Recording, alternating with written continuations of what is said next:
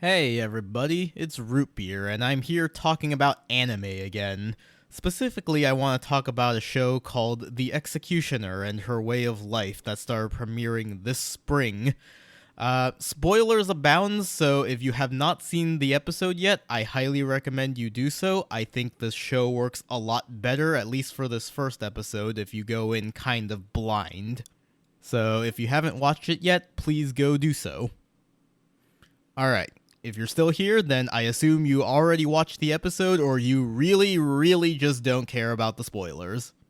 So let's not beat around the bush. I think the reason all of us are here talking about this show is because of the bait and switch halfway through the episode. So things open up with like our Potato Kun guy like falling into the world and he's all like, "Oh boy, I'm gonna be like the main character of an isekai," and he meets this priestess named Menno, and they kind of go around. She shows him some things about the world.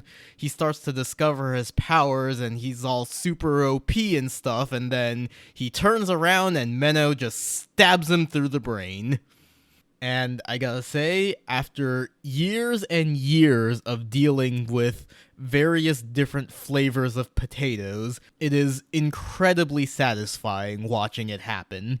It also helps to kind of contextualize the opening half of the episode as kind of a satire on the isekai genre. Like, from the very beginning, when Menno runs into Potato Kun, like, there's already terminology to describe isekai protagonists that fell into their world. They're called Lost Ones. Menno also treats a lot of Potato Kun's genre savviness with this sense of, like, bored mundanity. Like, he'll be like, "Oh, there must be a demon lord to fight." Like, nope, we don't have those. Well, then, clearly I'm here to influence your society with Japanese culture. Like, no, we've had so many lost ones over the year that Japanese culture has just become part of our society now. The show even manages to avoid lame boob jokes. Like, at one point, Potato Kun starts talking about this other girl that had been summoned alongside him, and he's like, "Yeah, I didn't get a very good look at her face, but she did have big titties."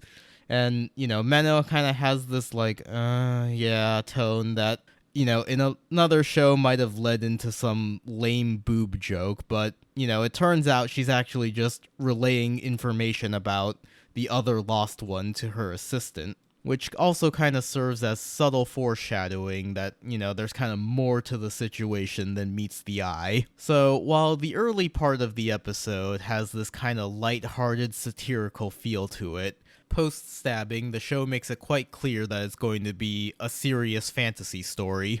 Menno expresses regret at having to kill Potato Kun and paints herself as the villain in this scenario, having to cut his life short, but also seeing it as a necessary evil for the world. We also get a flashback to Menno's childhood, where a different Lost One had accidentally destroyed her hometown. It was a tragic situation. The Lost One was clearly scared and just wanted to go home, but in her confusion, she still destroyed an entire town. And if someone can cause that kind of destruction on accident, what happens when you have someone like Potato Kun, who comes into the world expecting to be the protagonist? Can you really trust them to use their powers responsibly? It helps you to understand why the church may have come to that conclusion, that it's better to just deal with the lost ones preemptively before they can become a threat. Unfortunately, the show kind of stumbles a bit after this sequence because we get introduced to Momo.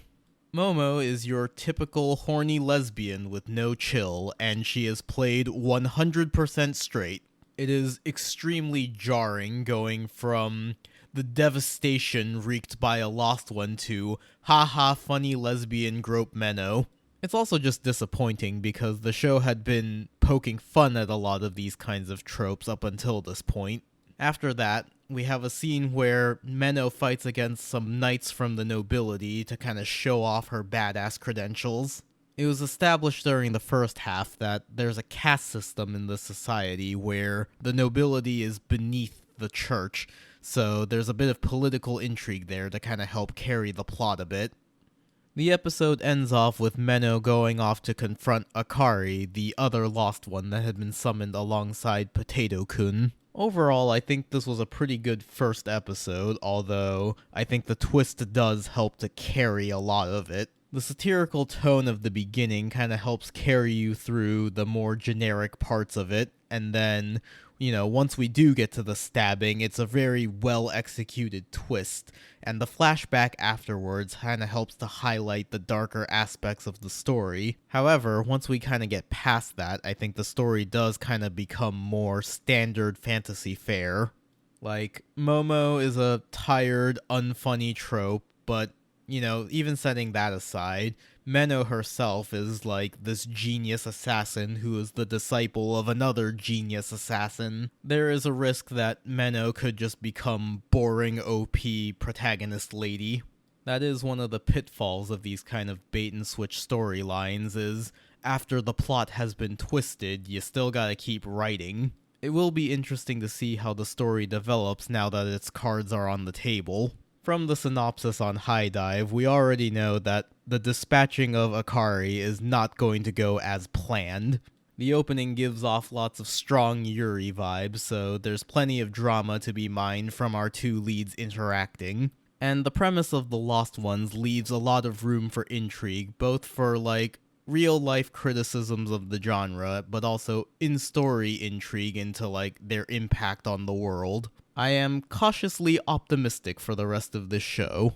Thank you for watching, everybody. Remember to do all the things that make algorithms happy. Bye-bye.